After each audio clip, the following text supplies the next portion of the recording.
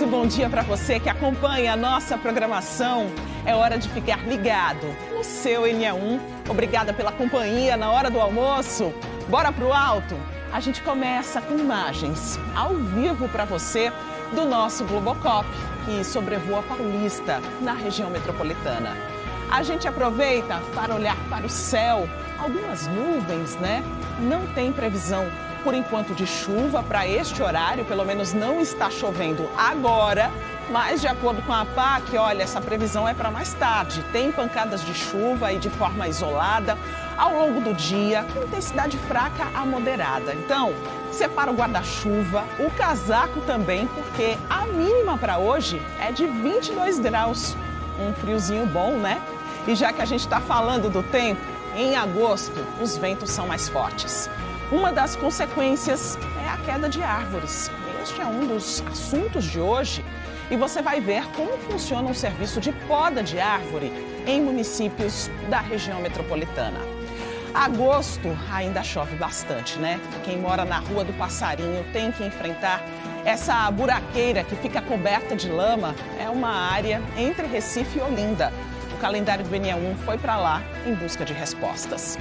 Tem equipe também no bairro da Macaxeira, no Recife. É que famílias dos estudantes de uma escola municipal estão preocupados com a estrutura do prédio.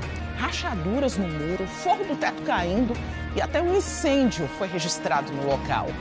A polícia prendeu o homem acusado de matar a ex-mulher na semana passada, em São Lourenço da Mata. A manicure Rebeca Vicente dos Santos, de 32 anos, foi morta a facadas. A tia do assassino o entregou à polícia. E acontece, neste momento, o julgamento de um dos acusados de matar a comissária de bordo, Dinorá Cristina da Silva. O crime aconteceu em 2019, em Paulista. Dinorá estava amamentando a filha de 8 meses quando os suspeitos invadiram a casa e a mataram. Tem ainda informações do trânsito, mutirão de reconhecimento de paternidade, direito do trabalhador e muito mais. O NE1 está só começando. Agora são 11 horas e 51 minutos. Vou pedir para o nosso diretor de TV rodar imagens agora, aqui na nossa tela. Essa é a Rua do Passarinho, fica entre Olinda e Recife. Os moradores da área mandaram para a gente esse vídeo aí, para mostrar como está a situação por lá. A rua tem muito buraco, como você está vendo aí nas imagens, né? Por toda parte. E ainda cheios de água. Olha só, carro, moto, olha o ônibus tentando passar por aí, gente a pé. Quem precisa sair de casa para trabalhar, estudar, para qualquer compromisso, enfrenta muitos desafios. Como desviar dos buracos, se equilibrar nas poças, torcer para não ficar aí pelo caminho, né? Olha só a dificuldade dos motoristas, em alguns momentos eles acabam invadindo até a contramão, né? Exatamente por causa dos buracos, um risco muito grande, tem que diminuir mesmo a velocidade, porque os buracos são enormes e não tem como a gente perceber aí a dimensão deles, a profundidade deles, já que todos estão cobertos pela água. Olha só, andar de bicicleta, que desafio, hein? As imagens chegaram, o NE1 coloca a cobrança no ar. Daniele Fonseca está na Rua do Passarinho. Até veículos grandes têm dificuldade, né, para passar por aí. Daniele, bom dia para você. Que imagens impressionantes, hein? Oi, Maristela, bom dia para você, para todos que estão com a gente no NE1 desta terça-feira. Olha, vocês viram isso aí nas imagens que nós recebemos e a nossa equipe de reportagem está constatando isso aqui ao vivo. Todo mundo aqui horrorizado, gente, quando chegou e viu a situação da rua. É buraco. Aliás, chamar de buraco, eu digo que é até uma gentileza, viu? São crateras, gente. Algumas vão de um canto a outro da rua, de um meio-fio até o outro lado. Não tem como desviar. A gente está acompanhando aí esse momento de saída dos alunos da escola. Olha a situação dos meninos também.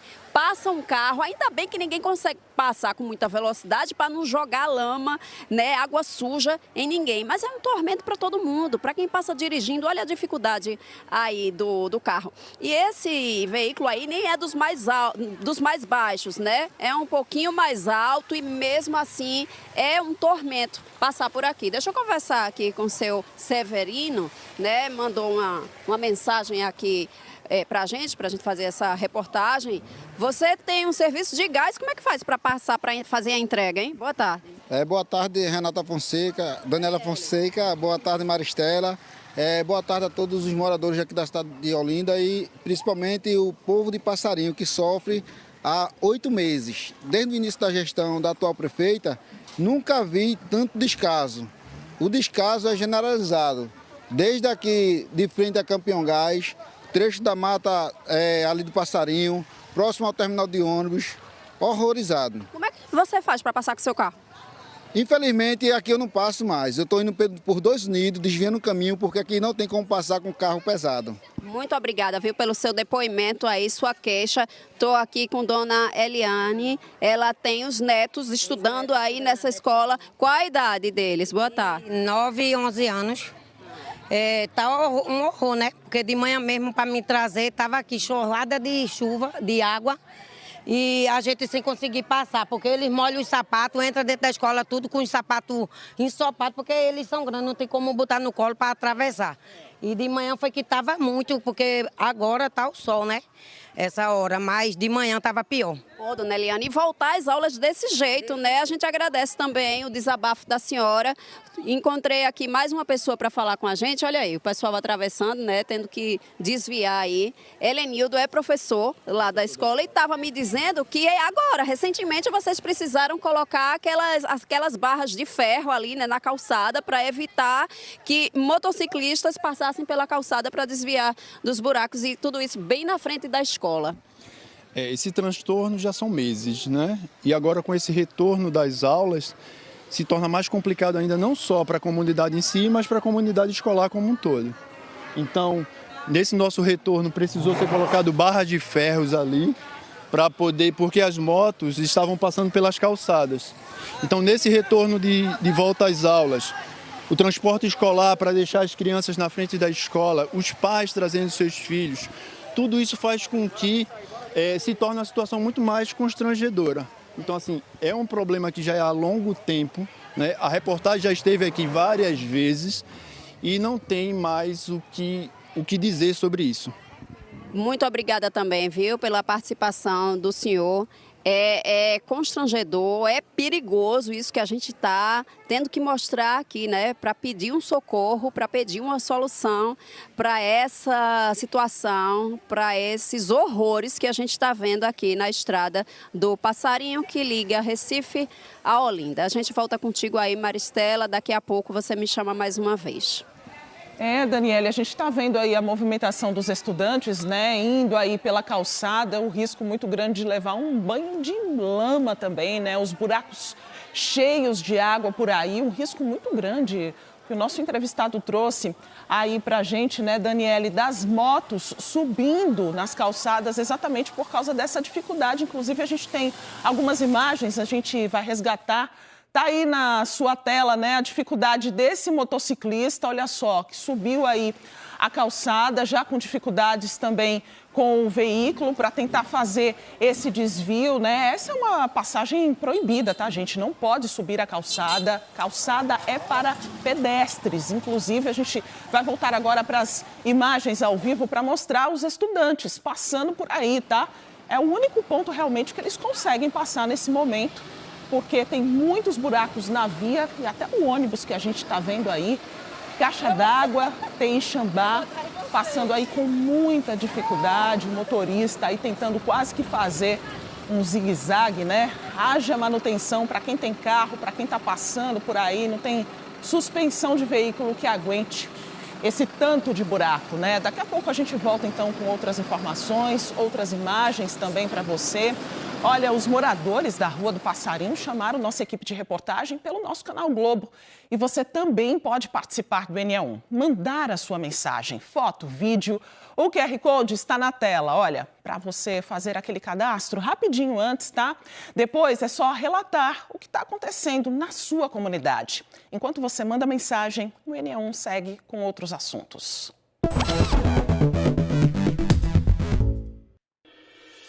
A informação não para por aqui. Você está procurando emprego? Fica de olho nas vagas que nós separamos para você. Elas estão disponíveis nas unidades das agências do trabalho do Estado. Vem para cá comigo, olha só, as primeiras 10 vagas são para eletricista. É para trabalhar em Goiânia. É preciso ter um ensino médio completo, 6 meses de experiência e você já pode se candidatar a uma dessas oportunidades. Tem vagas também para assistente de vendas. É para trabalhar em Ipojuca. São 30 vagas. Se você tiver um ensino médio completo, já pode se candidatar, tá? Porque não é exigida a experiência. Tem vagas também para auxiliar técnico em laboratório de farmácia. É para trabalhar no Recife. São 14 vagas. É preciso ter um ensino médio completo, 6 meses de experiência. E para essas vagas, o salário foi informado. É de R$ 1.639. Tem vagas ainda para bombeiro civil. É para trabalhar na capital pernambucana. São 4 oportunidades. Se você tiver o ensino médio completo e 6 meses de experiência, já pode se candidatar a uma dessas oportunidades. Vai lá em cedep.pe.gov.br que tem outros detalhes sobre essas vagas. Boa sorte aí aos candidatos. E olha, uma dúvida muito comum de quem começa um emprego novo é sobre a carga horária de trabalho. Geralmente a gente tem na cabeça, né, aquele tempo de 8 horas de jornada, mas algumas funções têm regimes diferentes. Quer um exemplo? É o vigilante, que pode ter um tempo maior de serviço. Bruno Fontes vai ajudar a gente nessa conversa porque a gente quer saber se tem algum limite máximo de horas de trabalho por dia, Bruno. Conta pra gente, por favor. Bem-vindo, boa tarde. Oi, Maristela, boa tarde para você, boa tarde para todo mundo. E nada melhor, né, que explicar esse assunto que é polêmico. As pessoas pedem para que a gente traga esse assunto aqui no NE1, mas com um especialista, que é um advogado do direito do trabalhador. Essa escala é de 12 horas por 36 horas. Essas 36 horas são exatamente para que eles descansem. Mas, claro, que acontecem alguns problemas, né, nesse descanso ou também durante mesmo a jornada de trabalho dele de 12 horas. João Galamba, ele está aqui conosco, é especialista, como eu disse, do direito do trabalhador. João, muito obrigado por estar conosco aqui. Na prática, bom dia para o senhor. Como é que funciona, então, essa jornada especificamente do vigilante? Bom dia, Bruno. Bom dia a todos. Bom dia, Maristela. A escala do vigilante patrimonial, certo? Que está sujeito à escala 12 por 36, ele tem que trabalhar 12 horas seguidas e folgar 36 horas seguidas necessariamente, tá certo? Inclusive, sob pena que isso acontece, infelizmente, no mundo desses trabalhadores, eles nas 36 horas serem convocados para fazer plantão extras, certo? Então, se esses plantões extras forem habituais, ou seja, acontecerem com frequência, essa escala 12 por 36, ela pode ser desconfigurada pela Justiça do Trabalho e esse trabalhador vinha receber as horas a partir da 8ª, ou seja, ele já parte com 4 horas extras diárias por dia, caso configurada essa habitualidade, frequência dos plantões extras. Ou seja, João, se naquelas 36 horas a mesma empresa, vamos dizer, uma empresa de vigilância, disse, não, eu vou precisar de você amanhã e não fez nesse prazo das 36 horas. Então, quando ele for trabalhar, a partir da 8ª hora, ele já começa a receber, então, esse adicional. Isso, Bruno, mas se a escala for desconfigurada, certo? Isso só será feito se ele ingressar na Justiça e a Justiça reconhecer que aqueles plantões são feitos com habitualidade, com frequência. Aí sim, essa escala 12 por 36 vai ser desconstruída e esse trabalhador terá direito a receber, sim, as horas extras. Ele tem direito também a vamos dizer, uma folga, um feriadão, ou sempre essa folga dele vai ser dentro dessas 36 horas? Bom, é um assunto, eu poderia dizer o depende aqui, mas o que diz a lei é que esse trabalhador, como ele trabalha na escala 12 por 36, se cair num feriado, ele não terá direito a receber dobrado não, tá bom? Mas existem teses na Justiça do Trabalho que sim, conseguem esses feriados em dobro, mas a lei diz que não deveria pagar.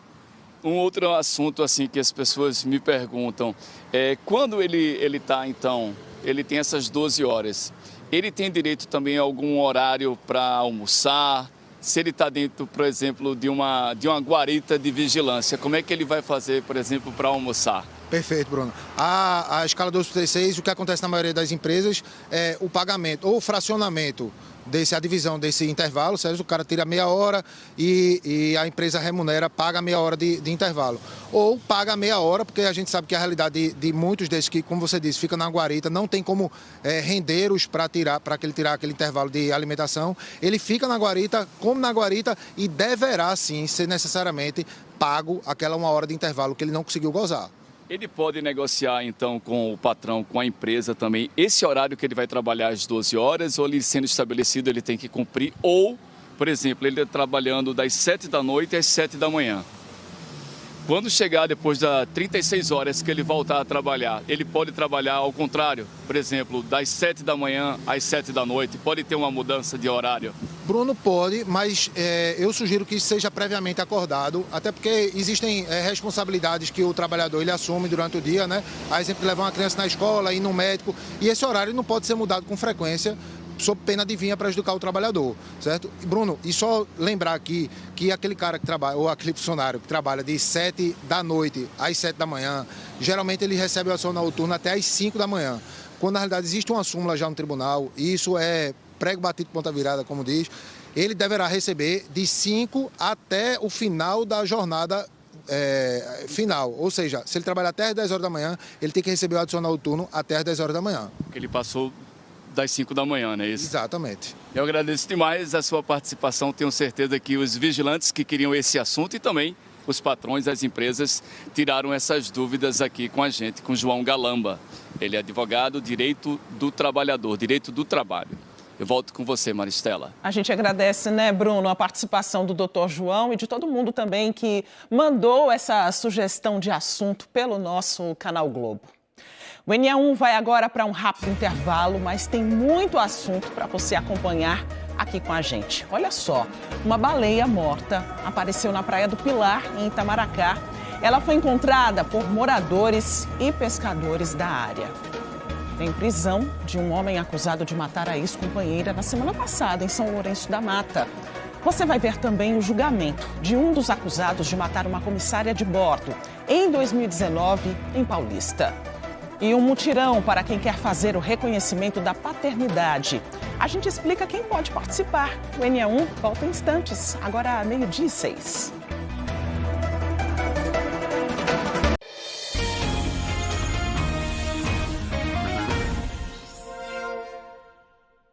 Meio-dia e 10, NE1 de volta, bora seguir pelo trânsito? Veja aí se é o teu caminho, já vai circulando junto com o NE1 pela Rua Real da Torre, aí no bairro da Madalena. A gente observa a movimentação tranquila dos motoristas que acessam ali a alça sentido a Avenida Caxangá e também os motoristas que vão sentido o túnel da Abolição, ali para o bairro de Afogados. Agora a Avenida Professor José dos Anjos, no Arruda, imagens também para você ao vivo da circulação por aí. Agora 12:10, a gente já observa a movimentação de quem está seguindo aí para os compromissos do comecinho da tarde. Agora a Panordestina, na sua tela. Bora para Olinda, ver também como é que está o movimento nesse comecinho de tarde, as pessoas seguindo aí para os seus compromissos da hora do almoço, sem congestionamentos aí na região, alguns pontos de lentidão em alguns momentos. Olha, e por falar em trânsito, quero te mostrar agora o que aconteceu em Jardim Paulista Baixo. Uma árvore caiu hoje. Essas imagens foram feitas mais cedo pelo nosso repórter cinematográfico Bruno Lafayette. A pista ficou cheia de galhos, a árvore caiu, fechando o acesso à BR-101, derrubou um poste, o que prejudicou o fornecimento de energia nas casas. Um transtorno danado, né, para muita gente que acionou a Neo Energia para resolver o problema. Em algumas casas, a luz voltou, foi a informação que chegou aqui para a gente, mas outras pessoas ainda ficaram sem energia e os técnicos da Neo Energia iam trabalhar até o começo da tarde para normalizar.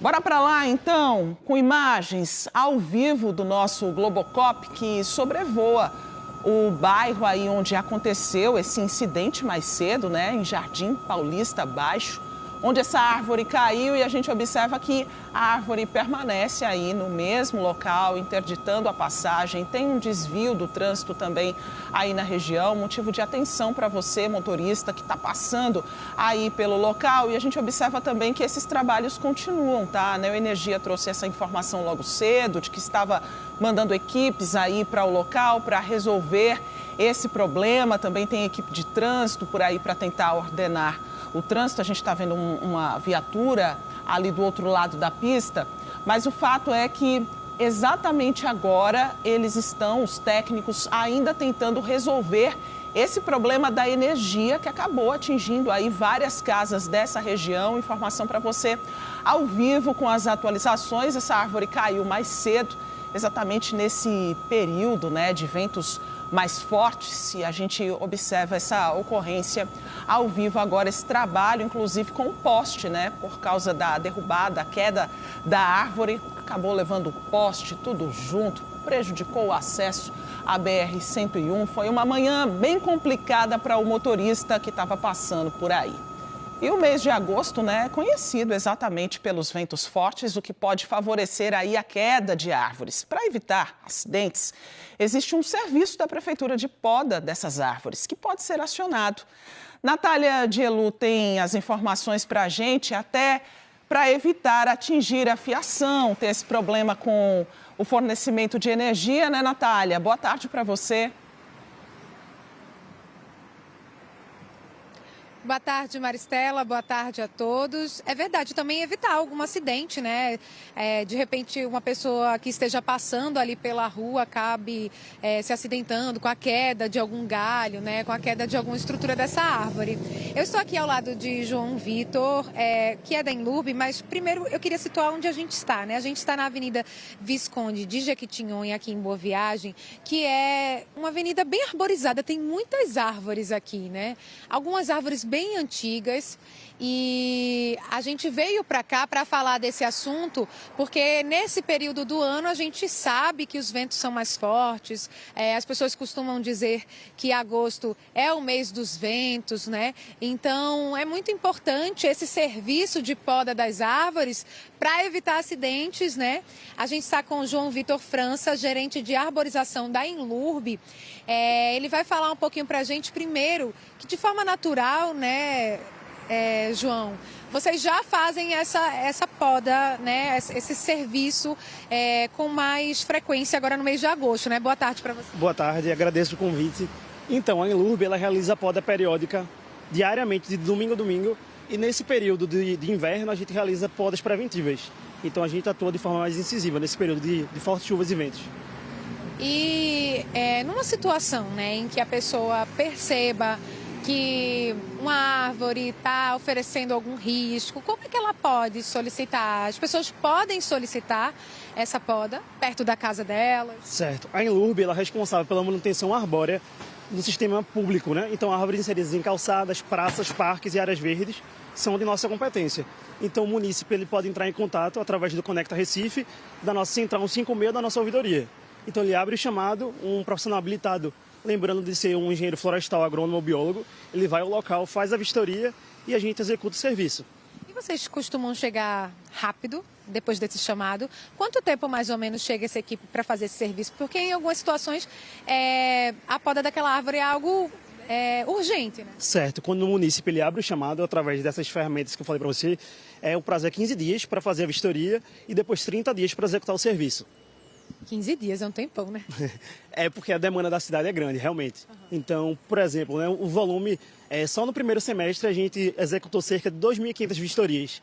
Então, é um número considerável, né, na cidade. E como é que a pessoa percebe, olhando assim, leiga, que aquela árvore está precisando de uma atenção, que ela precisa de uma poda? Dá para observar alguns indícios? Dá sim. Existe uma norma brasileira, que é a NBR 16246, onde ela trata sobre a arborização urbana. Então, existem algumas análises de risco, que é a análise de nível 1 e 2, que qualquer pessoa consegue fazer. Então, a gente observar se tem a presença de algum galho seco, alguma inclinação, alguma oclusão dentro da base do tronco. Então, são sinais mais evidentes. que a gente consegue fazer. Caso vejam essas necessidades, abre o chamado, um profissional habilitado vem e confirma a necessidade ou não, de poda ou de supressão.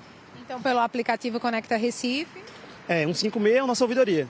Certo, muito obrigada, viu, pelas informações. Ficam, então, essas orientações. Quem precisar pode entrar no Conecta Recife ou, então, pela Central 156 e solicitar, né, essa poda das árvores, de alguma árvore que esteja oferecendo risco na sua região. Maristela. É um serviço bem importante e necessário, né, Natália? Inclusive, nós vamos ver agora como ter acesso ao serviço de poda de árvore em outras cidades da região metropolitana. Olha só, em Olinda, as solicitações devem ser feitas pelo 0800 081 0060 ou pelo WhatsApp 99266 5307. Em Paulista, o serviço pode ser feito diretamente pelo WhatsApp da Secretaria de Obras e Serviços Públicos. O telefone está aparecendo aí na sua tela, 99310-8644. Em Camaragibe, os moradores podem entrar em contato por meio do WhatsApp 99737-1825 ou no WhatsApp da Defesa Civil 99945-3015. Em Jaboatão, o morador pode solicitar os serviços através dos números 99937-3476, de segunda a sexta, das 8 da manhã às 3 da tarde. O NE1 mostra agora que pais, professores e alunos da Escola Municipal Presbítero José Bezerra, no Recife, estão preocupados. Eles dizem que o prédio tem vários problemas na estrutura, que só pioraram depois que um incêndio atingiu o local na quarta-feira passada. O incêndio deixou marcas em toda a escola. Nos corredores, muita fuligem. Paredes e teto ficaram queimados. A Escola Municipal Presbítero José Bezerra fica na Avenida Norte, no bairro da Macaxeira. Ela atende cerca de 500 alunos no ensino fundamental. A filha de Conceição estuda aqui há 5 anos. A mãe conta que o incêndio aconteceu um dia antes da volta às aulas. Como que vocês ficaram sabendo do incêndio? Através do grupo do colégio. A professora enviou, o vídeo mostrando como ficou o colégio, o incêndio que teve. Graças a Deus que não foi na hora que as crianças estavam, Imagine se tivesse as crianças todinhas, como é que não seria? Andrew, de 7 anos, que está há 2 na escola, pensou mesmo. Quando você viu sua escola desse jeito, como você se sentiu? Preocupado. Por quê? Por causa que se a gente estivesse dentro da escola, aí se ocorresse isso, teria que chamar o corpo de bombeiros de uma vez. Mesmo antes do incêndio, professores e estudantes enfrentavam uma rotina difícil por causa da estrutura inadequada da escola. Os aparelhos de ar-condicionado, por exemplo, apresentavam problemas constantemente, assim como a parte elétrica de maneira geral, o que fez com que a escola tivesse que funcionar em esquema de rodízio para algumas turmas. Nathalie é professora aqui desde 2012. Ela disse que a maior parte dos estudantes fica no primeiro andar, onde esta escada, muito íngreme, traz medo e causa acidentes. Nós já trabalhamos com medo em situações precárias. Eu trabalho no primeiro andar, por exemplo, onde nós temos 5 turmas. O maior número de alunos está no primeiro andar. Nós só temos como acesso uma escada em situação precária, com degraus irregulares, onde recentemente uma professora se acidentou, precisou fazer cirurgia e está afastada do trabalho por conta disso. Não tínhamos nem extintor de incêndio no primeiro andar e numa situação de emergência nós não temos um plano de evacuação. Nós não temos como trabalhar em segurança. Do lado de fora, é possível ver este muro com uma grande rachadura. Há rachaduras também nas paredes internas. Além disso, a escola acumula muitos outros problemas. Quando chove, pinga muito dentro da sala de aula. Às vezes não tem ar-condicionado, fica no calor as crianças. De acordo com o Sindicato Municipal dos Professores do Recife, o Simpere, a prefeitura começou uma reforma na escola em 2023, mas parou 40 dias depois. Já enviamos ofício para a Secretaria da Educação e para a CEINFRA, que é a secretaria que cuida da infraestrutura. Não recebemos resposta formal ainda. Entramos em contato através de telefones, de outros canais, não tivemos respostas. Provavelmente vamos formalizar a denúncia no Ministério Público e em outros órgãos que possam nos ajudar a resolver a situação da escola. A gente preza por uma escola de qualidade, né? A gente quer uma escola onde os alunos estejam seguros e que aprendam, né? Por isso a nossa luta, por isso a gente está aqui reivindicando a requalificação da escola. Nós ouvimos as queixas da comunidade escolar e, claro, nós fomos buscar respostas. A Secretaria de Educação do Recife enviou uma nota informando que o princípio de incêndio, na noite da última quarta-feira, foi causado por um curto-circuito e que não havia estudantes na escola e ninguém ficou ferido. Ainda de acordo com a nota, a situação foi rapidamente controlada e não houve danos significativos à estrutura do prédio. Como medida preventiva, a Secretaria disse que as aulas foram temporariamente suspensas para limpeza e vistoria nas instalações elétricas da escola. As aulas presenciais devem ser retomadas em até 3 semanas. Sobre os problemas estruturais apontados na reportagem, a Secretaria de Educação do Recife informou que a unidade está inserida no plano de requalificação do programa Escola no Grau e que a reforma foi iniciada, mas houve necessidade de rescisão contratual com a empresa responsável pelo não cumprimento do cronograma. A secretaria afirmou ainda que uma nova licitação está em andamento para que a requalificação seja concluída. Só não deu um prazo para esses serviços recomeçarem. Você acompanhou no NE1 de ontem a reclamação de moradores do bairro do Janga, em Paulista, sobre a demora na construção de uma UPA. O anúncio da construção foi feito em 2022, mas até agora no local existe apenas uma placa com o valor da obra, mais de 4 milhões de reais. E o prazo para entrega é julho de 2024. A Prefeitura de Paulista disse que o projeto da UPinha 24 horas foi idealizado na gestão anterior. E numa análise técnica feita pela atual gestão, foram identificados problemas no projeto original, que elevariam o custo da obra. O novo valor ficaria muito acima do que foi solicitado, licitado, passando do limite legal. Por isso, a Prefeitura disse que escolheu pelo distrato do contrato e que fez um novo projeto para uma nova UPinha 24 horas e policlínica especializada. A Prefeitura disse também que as unidades serão instaladas num imóvel que fica na rua Arthur Pernambuco de Almeida, no Janga, com previsão de conclusão até junho de 2026. Ainda de acordo com a Prefeitura de Paulista, o terreno mostrado na reportagem será transformado no Parque Dona Duda Cirandeira. O projeto do parque está finalizado e encontra-se em fase de captação de recursos junto ao governo do estado.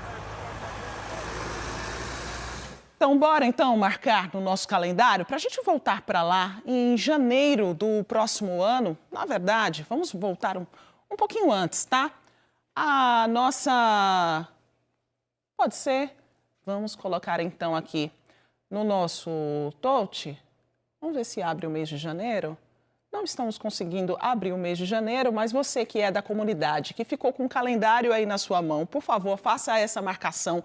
No mês de janeiro, no dia 15, a gente vai voltar aí para ver os trabalhos que foram realizados para ver se essa UPA de fato sai do papel, tá? Janeiro, nossa produção colocou aqui para mim. Muito obrigada, gente, tá? Quem tem equipe não sofre. 15 de janeiro é uma quinta-feira, calendário do NE1 marcado. E a gente volta, então, para acompanhar os trabalhos aí junto com a comunidade. A gente volta agora com Daniele Fonseca, que está no bairro de Passarinho, em Olinda. Ela conversa com os moradores da Estrada do Passarinho, onde o asfalto está todo afundado, cheio de buracos. A Prefeitura deu alguma resposta, Daniele, sobre essa situação por aí? Sim, Maristela, a Prefeitura de Olinda mandou uma nota, eu passo já para vocês. Queria mais uma vez mostrar o problema aqui na Estrada do Passarinho. Tem gente que fala que aqui é a rua, tem gente que fala que é estrada, mas o que se tem certeza, gente, é o caos que a gente está mostrando aqui. Olha só, aquele caminhão passando, pesado, carregado e desse jeito. Deixa eu conversar aqui com o seu Ivanildo, que tem um carro que também teve problema, né, seu Ivanildo? O que aconteceu? Meu carro aí, eu dei problema no radiador, empenou a base do radiador, entendeu? Bateu ali. A salvação que ainda tem essa rua aqui. Mas de vez em quando ela bota um caminhão pegando ferro velho aí, atrapalha tudo e tem que passar por ali mesmo. Reportei pneu e vários pneus aqui é cortado, para-choque caído na rua, para-choque caído dentro da rua, buraco grande ali. Tudo isso aí é uma tristeza pra gente aqui, é uma tristeza pra gente, entendeu? E a gente não sabe mais o que faz, é mais de 6 meses esse negócio aqui, ó. Vem, tanta coisa que chega aqui, é reportagem, é tudo, é Record. Já vem um bocado de reportagem, mas não resolve nada, entendeu? E tá aqui essa situação. É nego caindo de moto, entendeu? Seu Ivanildo, a gente está comprovando tudo isso aí que o senhor está dizendo. Chegou mais um morador aqui da área, ele é Leandro, né, Leandro? E no seu caso, Leandro, o que é que já passou de sufoco por aqui, hein? Isso, a gente estamos cansados de ver essa realidade. Essa é a realidade não só da Estrada do Passarinho, do bairro de Passarinho, mas da população de Passarinho. A gente já não aguenta mais esse descaso da gestão, não só da gestão atual, porque isso aqui nunca teve bom, não é? Agora está pior ainda e a gente já não aguenta mais de tanto carro quebrado. Eu tenho um carro, eu passo aqui, eu sofro com esse problema, tem congestionado outras vias aqui de bairros paralelos, então a gente já não suporta mais essa realidade. Então, prefeita Mirella, por favor, olhe para Passarinho, a população já não aguenta mais de tanto prejuízo. Leandro, foi um desabafo seu, né?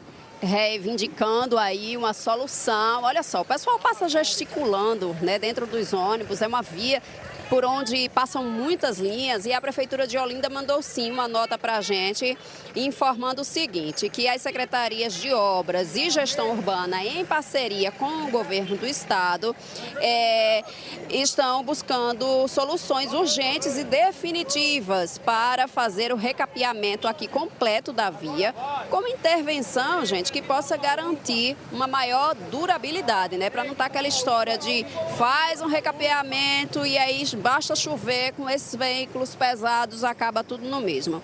E diz também que no momento está em fase de alinhamento técnico e fazendo também um orçamento para elaborar um projeto de recuperação da estrada. E assim que essa etapa for concluída, será possível fazer um cronograma com prazos definitivos para o início e conclusão das obras. Quer dizer, eles ainda não têm esse prazo para passar para a gente aqui. Então, entreguei a Leandro aí o nosso calendário. Leandro, pega aí a nossa caneta. Vamos estabelecer uma data? Acho que dia 5 de fevereiro, é uma quinta-feira, é uma data aí razoável. Marca aí, por favor, Leandro.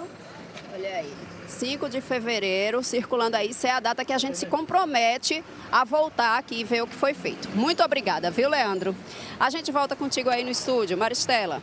5 de fevereiro a gente está de volta, né, Daniele? E a gente espera que antes disso alguma coisa aconteça, porque os moradores, os motoristas que passam aí nessa região estão com muitas dificuldades, né? Dá para ver aí pelas imagens que você trouxe para a gente. 5 de fevereiro, tá aqui anotado. E ter o nome do pai na certidão de nascimento é um direito de todas as crianças, né? Para garantir que a lei seja cumprida, tem uma campanha de reconhecimento de paternidade em todo o país. Aqui em Pernambuco, a coleta de DNA e as sessões de conciliação acontecem no dia 15 deste mês. Natália Dielu tem os detalhes para a gente. Como as pessoas interessadas podem participar, Natália? Olha, Maristela, as pessoas podem se inscrever até a véspera, né, do dia 15 até o dia 14, com uma documentação básica para poder fazer, né, participar desse mutirão. A gente está aqui ao lado de Henrique Seixas, que é defensor público geral aqui de Pernambuco, vai explicar melhor como vai funcionar. Boa tarde, doutor. Quantas pessoas devem ser atendidas? Como é que vai funcionar esse atendimento no dia 15? Boa tarde, Natália. Boa tarde a todas as pessoas. Neste dia específico, que é o dia 15 de agosto, nós estaremos atendendo 250 pessoas. Então, serão 250 exames de DNA ofertados à população para que a gente possa ter, depois desses exames abertos, em outra oportunidade, para ter o reconhecimento da paternidade ou não. Mas, como você bem disse, as inscrições vão até dia 14. Mas esse é um serviço em que a Defensoria Pública do Estado de Pernambuco, ela permanece durante o ano inteiro. Então, as pessoas que, porventura, se inscreverem a mais, serão atendidas em outros dias. E também, quem quiser procurar esse serviço à Defensoria Pública, pode buscar outros dias também. Me fale da documentação que é preciso para se inscrever e onde a pessoa se inscreve. A gente dá 2 oportunidades de inscrição. Uma é a forma virtual, então através do site da Defensoria Pública, mas também quem quiser pode procurar presencialmente a Defensoria, que fica na Avenida Manuel Borba, número 640, na Boa Vista, para fazer a sua inscrição, levando a documentação básica, identidade, CPF, seu comprovante de residência e a certidão de nascimento do menor. Como é que vai funcionar? A coleta já vai ser lá na Defensoria no dia 15? Neste dia 15, que é uma campanha Meu Pai Tem Nome, que é uma campanha nacional, nós faremos a coleta desses 250 exames de DNA. Além da coleta, também nós teremos a abertura de outros exames e dentro deste próprio dia faremos também algumas sessões para que aqueles que forem positivos ao exame, onde houver o reconhecimento da paternidade através do exame genético, a gente também já tentar resolver a questão quanto à guarda, alimentos, visitas, enfim, tentar fazer uma composição de todas as demandas em favor da criança. Doutor, quem fizer a coleta lá no dia, demora quanto tempo para ficar pronto o resultado desse exame? Como é que vai funcionar depois? A depender de uma necessidade de ter uma conciliação entre aquela mulher e aquele homem, né? Nós, como vamos coletar todos os dados da mãe, do filho e do suposto pai, após damos um prazo de 30 a 45 dias para o retorno do exame do laboratório de genética, e aí nós convocamos as partes para fazer novamente uma sessão de abertura do resultado do exame e da tentativa de conciliação quanto a esses direitos, como eu disse, de alimentos, guarda e visita em favor da criança. Então, até no dia 15 vocês vão fazer essa coleta, esse super atendimento, mas esse serviço ele continua o ano todo. É um serviço que a Defensoria se estende ao longo do seu ano, rotineiramente.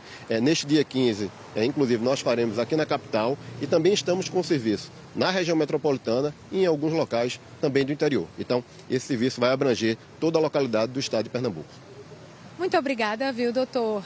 O doutor estava aqui me dizendo que só este ano, né, até agora, mais de 1.300 crianças não têm o registro do nome, né, do pai ali na certidão de nascimento. Então, o quanto é isso importante para também garantir que esses genitores, eles cumpram a obrigação legal deles, né? Muito obrigada, viu, doutor?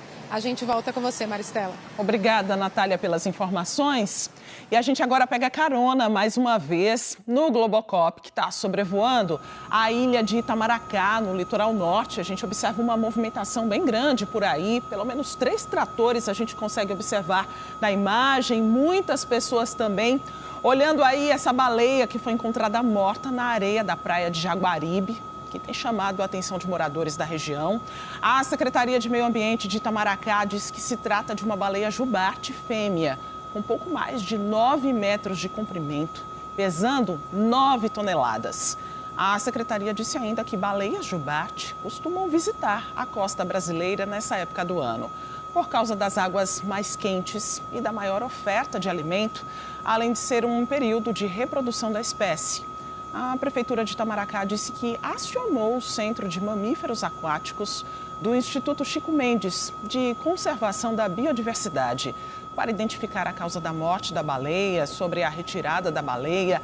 A Prefeitura disse que a operação conta com o suporte da Secretaria de Infraestrutura, que atua na articulação e execução do processo. Começou hoje pela manhã o júri popular de um dos homens acusados de participar da morte de Dinorá Cristina Barbosa. O crime foi em 2019. Ela foi morta na presença da filha, que tinha 8 meses na época, e da mãe. De acordo com as investigações, 10 pessoas estão envolvidas nesse assassinato. A mãe da vítima, que não quis mostrar o rosto, é quem ficou com a neta, que hoje tem 6 anos de idade. A avó diz que a menina tem muitos traumas por tudo que viveu. Ela ficou com muitos traumas. Por causa dos tiros que foram ao ladinho dela, ela estava no meu braço. Então, balãozinho de festa, batedeira, liquidificador, tudo que você imaginar de barulho, ela entrava em choque, ela começava a gritar, a chorar, a gente tinha que botar no braço. Porque ela associava ao barulho dos disparos. E máscaras também, porque eles estavam mascarados. Ela passar que você tiver de máscara, ela corre e se agarra nas minhas pernas. Dinorá Cristina Barbosa da Silva foi assassinada a tiros, na frente da filha e da mãe. Hoje foi o julgamento do 5º dos 10 envolvidos. Vitor Hugo Lima da Silva, de 26 anos, é acusado de ser um dos executores. O julgamento aconteceu no Fórum de Paulista. A promotora Liana Menezes falou sobre o envolvimento dele com o caso. Foi o último a ser preso. Então, o processo dele foi separado. Ele confessou na polícia quando houve o cumprimento do mandado de prisão. Ele confessou que, de fato, agiu a mando de Mike, que recebeu R$4.000, que agiu em conjunto com o Denis, que foi o outro executor. Mas, quando ele foi interrogado em juízo, na audiência, ele negou os fatos. Aí, hoje, a gente não sabe ainda qual vai ser a versão apresentada por ele. O que é que se pode esperar do julgamento de hoje, doutora? A condenação dele e que seja concluído na data de hoje, porque é um réu só, então os tempos de fala são menores e a sentença sairá hoje mesmo.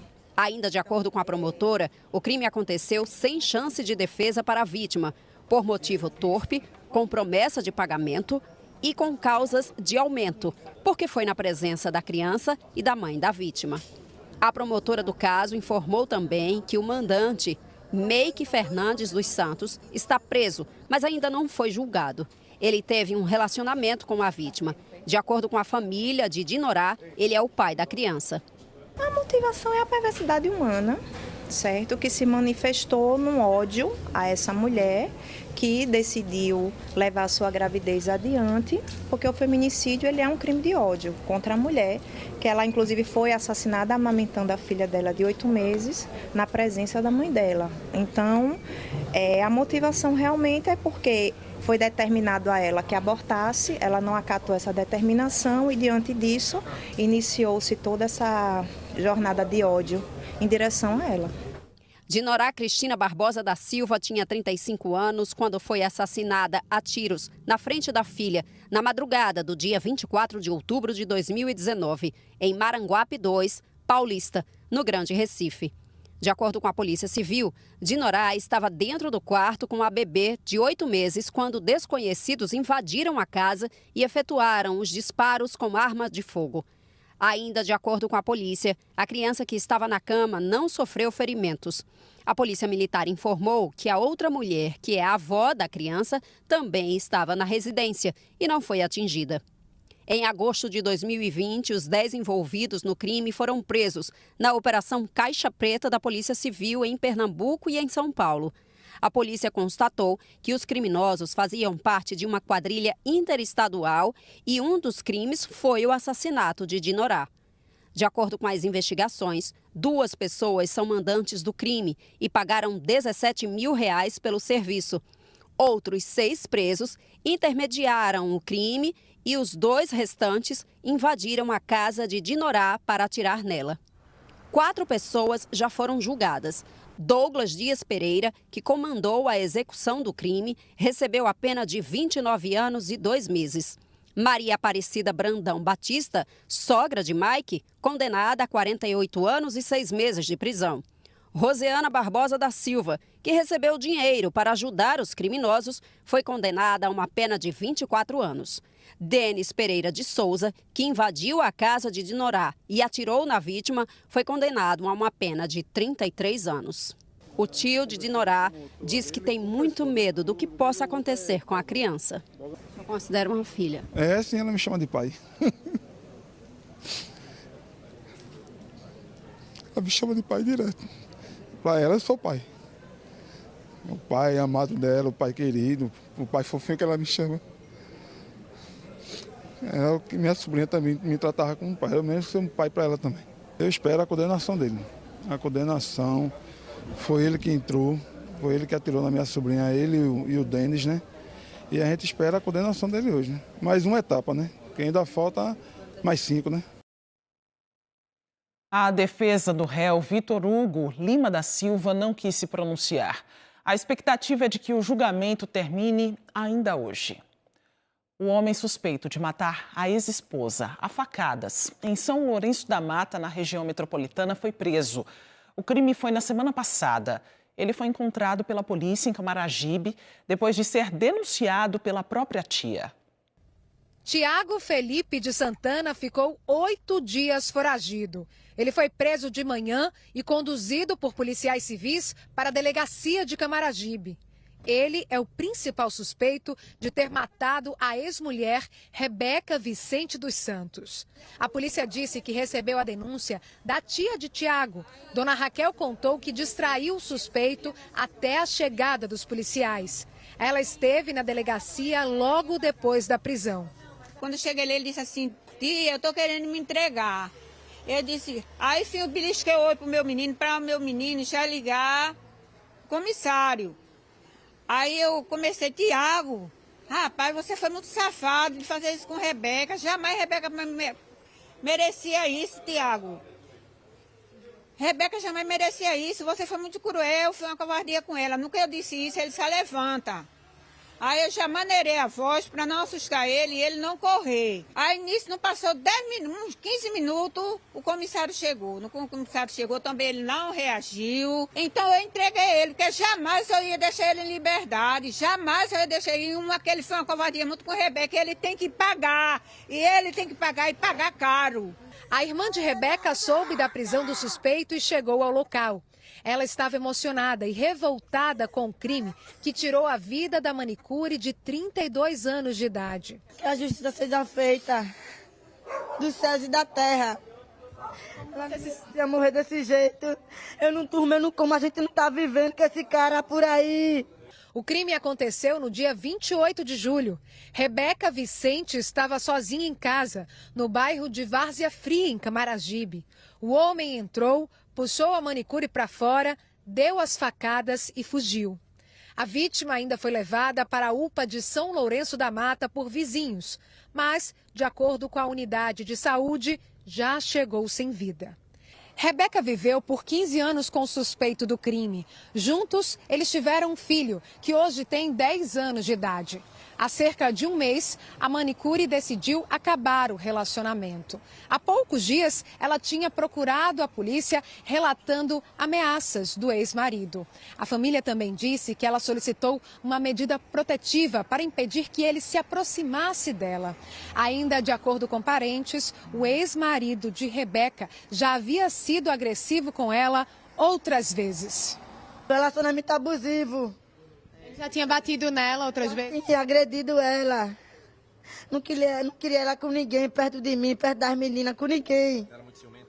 Muito obsessivo. O suspeito deixou a delegacia e foi para o IML para fazer exames. Ainda hoje, deve ser levado para o Cotel, em Abreu e Lima. A cantora Michele Melo denunciou em suas redes sociais ter sofrido uma tentativa de assalto.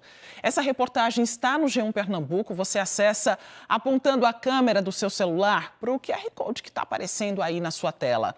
A artista disse que estava no carro, passando pelo bairro de Afogados, na zona oeste do Recife, quando foi abordada por 2 pessoas. Para escapar da violência, Michele Melo disse que fingiu desmaio. Na reportagem do G1 tem o vídeo onde ela conta como tudo aconteceu. Agora, 12h44, é a hora do almoço e talvez, por comodidade ou pela rotina apertada, você esteja em um restaurante neste momento. Bora aproveitar então e conversar com o Bruno Fontes sobre os direitos do consumidor. É que esses estabelecimentos costumam cobrar algumas taxas dos clientes, né, Bruno? O que pode e o que não pode ser cobrado, hein? E, Maristela, a gente esclarece, né, que esse restaurante onde nós estamos não tem nenhum problema, tá? Nós estamos aqui porque é bacana, tem também um bom exemplo. E eu estou com a Júlia Cantarelli, ela é da Comissão de Direito do Consumidor da OAB, Ordem dos Advogados do Brasil, aqui exatamente de Pernambuco. Olha, todo mundo pergunta, Maristela, sobre o couvert. Tem um artístico, tem um alimentício, se o restaurante pode cobrar, então isso. Vou passar essa pergunta logo para a Júlia Cantarelli. Boa tarde, obrigado por estar conosco. Como é que funciona, então, Júlia, essa regra do couvert artístico e também alimentício? Boa tarde. Boa tarde, Bruno. Boa tarde a todos que estão nos assistindo. Então, o couvert artístico, ele pode ser cobrado, mas tem alguns requisitos. O primeiro é que a música tem que ser ao vivo, certo? Não pode ser uma apresentação esportiva no telão ou uma música ambiente. O segundo requisito é que esteja no cardápio o dia, a hora e o valor a ser cobrado pelo couvert. E o terceiro requisito é que seja de ampla visibilidade do consumidor, que ele vai ser cobrado por aquele couvert. Por exemplo, espalhado no restaurante, que é o caso... É o que acontece aqui, né? Eu vou mostrar com o Rodrigo Lobo que aqui, ó, no acesso ao banheiro, nas pias, essas áreas de grande circulação visíveis aqui do restaurante, também no cardápio, em outros setores, também em outros espaços, o proprietário, né, o estabelecimento comercial tem que deixar, então, bem claro que vai ter essa cobrança. Exatamente, tem que estar de ampla visibilidade do consumidor. E o alimentício? Então, o alimentício, ele pode ser cobrado também, mas os requisitos são outros. O couvert alimentício é aquela entradinha que o restaurante oferece, mas que tem que ser solicitada previamente pelo consumidor. O restaurante não pode simplesmente chegar lá e oferecer sem que antes o consumidor saiba que ele vai pagar por aquilo e tenha solicitado realmente aquela entrada, porque senão pode ser considerado como uma amostra grátis. Ele pode dizer, não quero essa entrada, ele não querer então pagar esse couvert alimentício? Isso, com certeza, pode não querer também. E, na verdade, o último requisito também é que seja uma porção individual. Não pode ser uma porção que todo mundo ali vai dividir. O couvert artístico, ele é uma porçãozinha individualizada. Todo mundo pergunta, eu sei que é um assunto bem difícil, que é a perda da comanda. Vamos dizer que ele consumiu, passou então a noite e perdeu essa comanda. O que é que acontece? Então, a perda da comanda, pelo Código de Defesa do Consumidor do Estado de Pernambuco, ela é vedada. Ou a taxa sobre a perda da comanda é vedada. E, por exemplo, cobrar uma taxa de R$500, perdeu a comanda, vou cobrar uma taxa de R$500. Não pode ser cobrada, porque é uma vantagem manifestamente excessiva que o fornecedor está cobrando do consumidor. Mas, assim, já tem entendimento de que pode ser cobrado uma taxa de 10%, por exemplo, sobre o Isso também tem que ser acordado, o estabelecimento também tem que informar isso. E isso tem que ser tudo informado previamente ao consumidor, tudo tem que ser informado. E quando ocorrer o caso da perda da comanda, o consumidor deve informar imediatamente ao estabelecimento, declarar o que foi consumido, certo? Porque aqui a gente ressalta, o estabelecimento tem o dever de ter esse controle sobre o consumo para além da comanda, certo? Então, o estabelecimento deve ter outros meios de controle desse consumo. Então, acaba que o consumidor não pode ser prejudicado apenas pela perda da comanda, mas assim, tem que ter honestidade, sempre a razoabilidade na conduta do consumidor. Eu agradeço demais a você em participar então dessa entrevista aqui do NE1.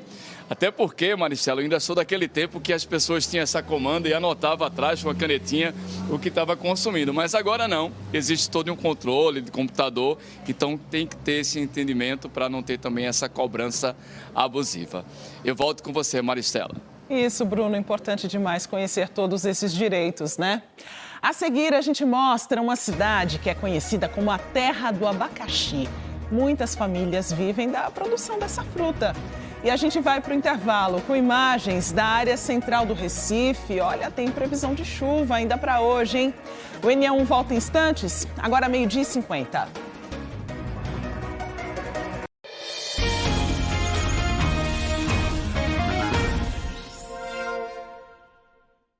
Estamos de volta e em Pombos, na Mata Sul do estado, tem uma fruta que movimenta a economia e transforma a vida de várias famílias na zona rural. Não à toa, a cidade é conhecida como a terra do abacaxi. Joabe Alves esteve por lá.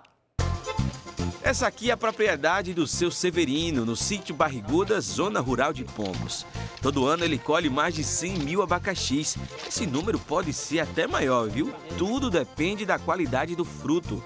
São cerca de 150 mil pés de abacaxi plantados por uma parceria entre 7 irmãos. Veio de meus pais, aí foi passando pros irmãos, tudinho, e é a cultura nossa aqui.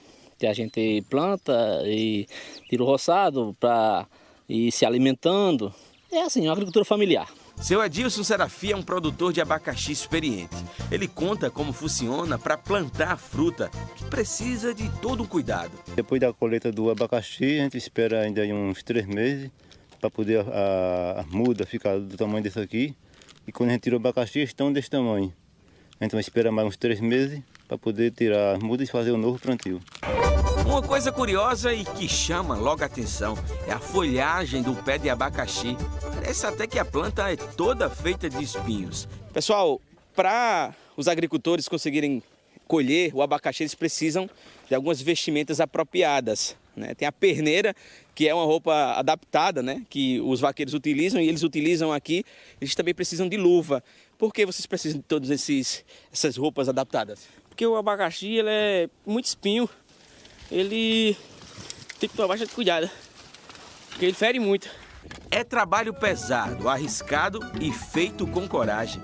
Pombos é conhecida na região como a capital do abacaxi. Atualmente, mais de 600 hectares do município são dedicados exclusivamente ao cultivo da fruta. Cerca de 600 agricultores e agricultoras, ligados principalmente à agricultura familiar, trabalham diretamente nessa atividade. Em 2024, foram pouco mais de 23 milhões de abacaxis colhidos.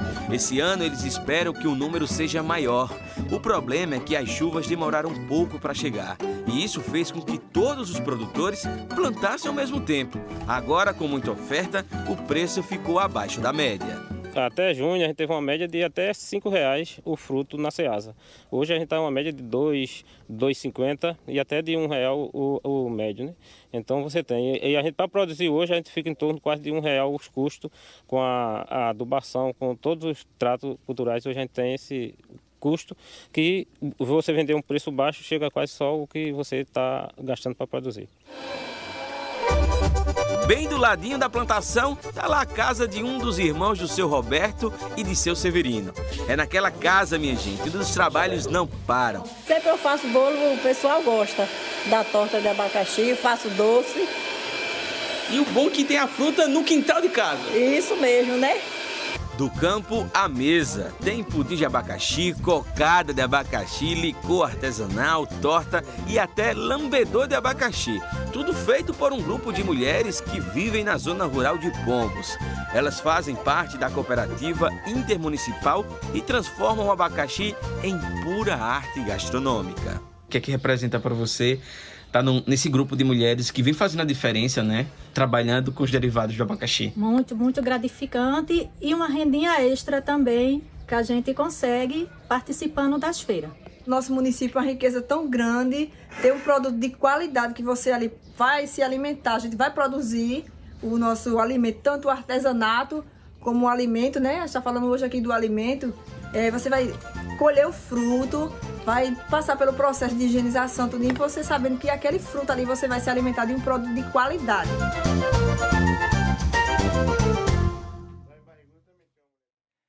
Hoje, a rotina diária de tratamento contra o câncer deu lugar a muitas risadas e brincadeiras no GAC. É que o circo americano levou a magia do picadeiro às crianças atendidas pela instituição. Uma manhã de muitas gargalhadas, nada de pacientes. Aqui, elas eram crianças e só. E quando elas ficam bem, a família toda fica bem. Rodrigo, de Cumaru, no Agreste, estava aqui com a filha Raíza, de 2 anos. E o circo veio esse momento, trazer esse momento de alegria para nós, né, pai? Veio trazer Foi bom para ela, foi bom para você também. Foi bom para todos, foi bom para todos. O palhaço, sinônimo de alegria, foi um sucesso. Fez mais gente entrar na brincadeira. E cair virou motivo de dar muita risada. Para fazer todo mundo voltar à essência da infância. É bem diferente porque a gente está acostumado já com um pouco do mundo adulto, então quando a gente tem isso, a gente volta a ser criança realmente, né? Eloá veio com a irmã Stephanie, que está em tratamento contra o câncer. E tu achou legal? Uhum. Por que tu achou legal? Eu achei muito engraçado o palhaço. Pela primeira vez, a turma do Circo Americano veio à sede do GAC, o Grupo de Ajuda à Criança Carente com Câncer. Durante a temporada em Pernambuco, os artistas transformaram o hospital em picadeiro. É uma das missões da companhia nossa, do Circo Americano, não só trazer alegria para o público que vem nas nossas temporadas da cidade. A nossa preocupação e a nossa missão é levar também alegria para aquelas crianças que estão impossibilitadas devido ao tratamento. E teve ainda uma apresentação extra aqui, ó, nesse espaço da entrada da enfermaria, para que as crianças que estão internadas e não tinham como descer, pudessem aproveitar também. O GAC atende em média 100 famílias por dia, tudo de graça. Funciona no Hospital Oswaldo Cruz. Há mais de 28 anos, conta com funcionários, voluntários e doações para dar assistência aos pacientes e às famílias que também precisam dessa dose de alegria. Não são só as crianças, gente, são as famílias. A gente tem que acolher também as famílias que passam muitos dias aqui hospitalizadas com seus filhos. E não é fácil também ter um filho com câncer, né? E sem saber se vai sobreviver ou não. Iris enfrenta a leucemia, o câncer no sangue, há 1 ano. Nunca foi ao circo. Hoje, sentiu de perto o que é fazer parte do espetáculo e fez a mãe se emocionar. É o sonho da minha menina. Ela sempre, quando passava, queria ver o circo. Mas não pode, né? Porque está em tratamento. E o circo veio até ela? Não foi, filha? Muita saúde para essas famílias. O NE1 volta amanhã. Você, claro, pode rever e compartilhar as reportagens a qualquer hora no Globoplay. Obrigada pela sua companhia. Uma ótima tarde. Fique agora com o Globo Esporte.